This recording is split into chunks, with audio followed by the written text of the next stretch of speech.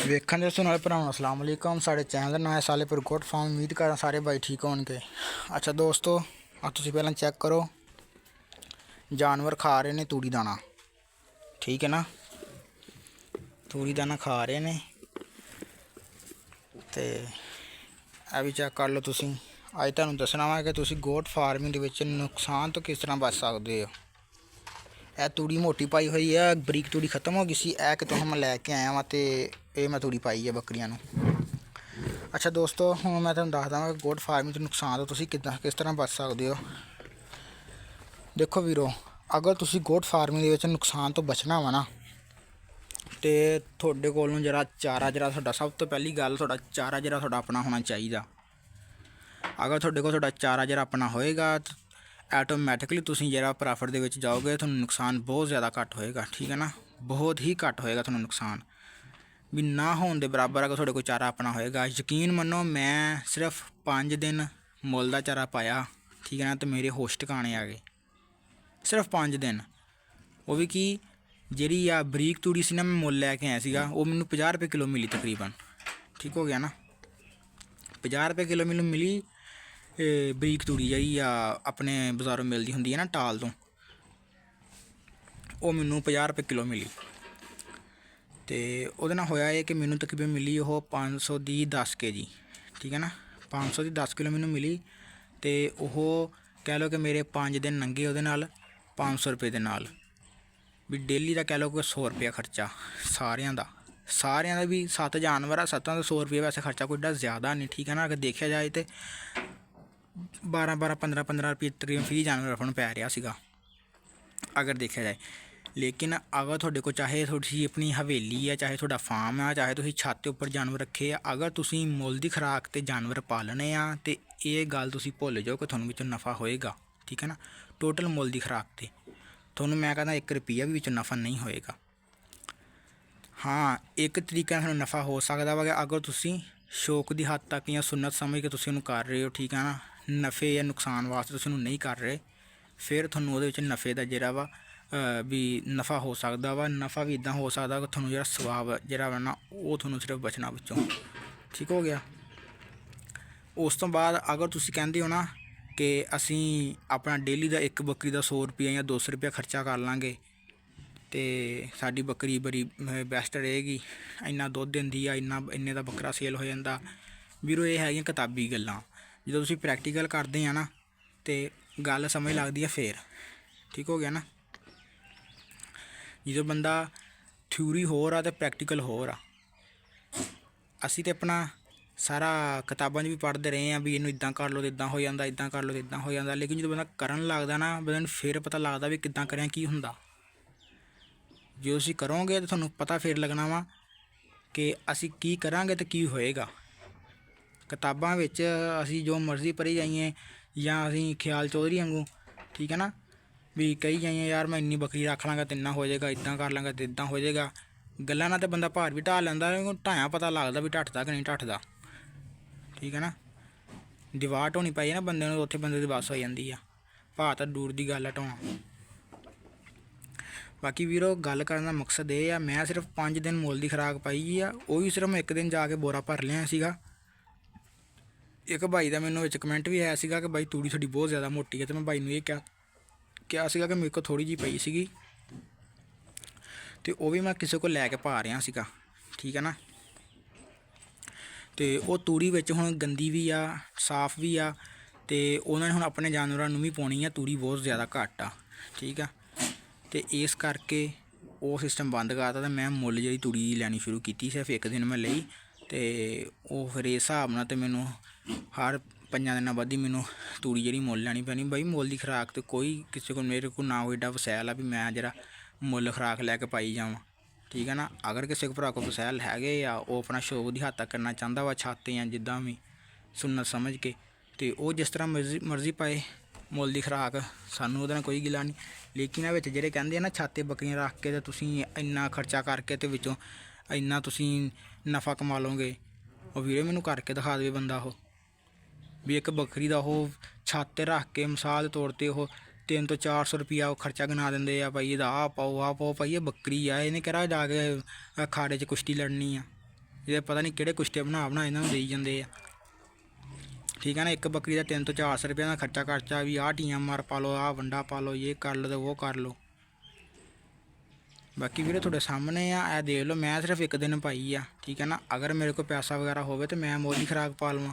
ਠੀਕ ਹੈ। ਜਿੰਨੀ ਦੇਰ ਮੇਰੇ ਕੋਲ ਨਹੀਂ ਹੈਗੀ, ਠੀਕ ਹੈ ਨਾ, ਮੈਂ ਪੇਂਡੂ ਬੰਦਾ ਵਾਂ, ਪਿੰਡ 'ਚ ਰਹਿਣ ਵਾਲਾ ਵਾਂ, ਚਾਰਾ ਵਗੈਰਾ ਪਿੰਡੋਂ ਆਸਾਨੀ ਨਾਲ ਲੱਭ ਜਾਂਦਾ। ਠੀਕ ਹੈ ਨਾ।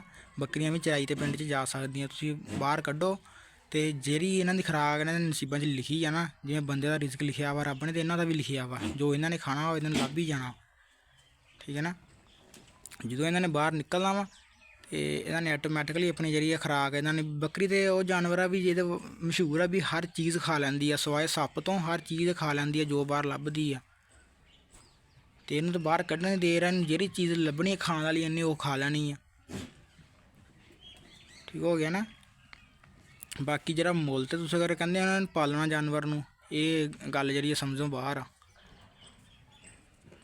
ਬਾਕੀ ਇਹ ਆ ਕਿ ਬੰਦੇ ਅਗਰ ਰਾਸ ਵਗੈਰਾ ਹੋਵੇ ਨਾ ਤਾਂ ਬੰਦਾ ਪਾਈ ਜਾਂਦਾ। ਠੀਕ ਹੈ ਨਾ। ਲੈ ਕੇ ਮੁੱਲ ਪੱਠਾ ਲੈ ਕੇ, ਪੱਠਾ ਦਿੱਤਾ ਮੁੱਲ ਲੈ ਕੇ ਤਾਂ ਪਾਈ ਜਾਂਦਾ। ਹੁਣ ਟਾਲ ਤੋਂ ਸਬਜ਼ਚਾਰੇ ਦਾ ਪਤਾ ਕੀਤਾ 600 ਰੁਪਏ ਮਣ ਹੁੰਦਾ ਜੀ।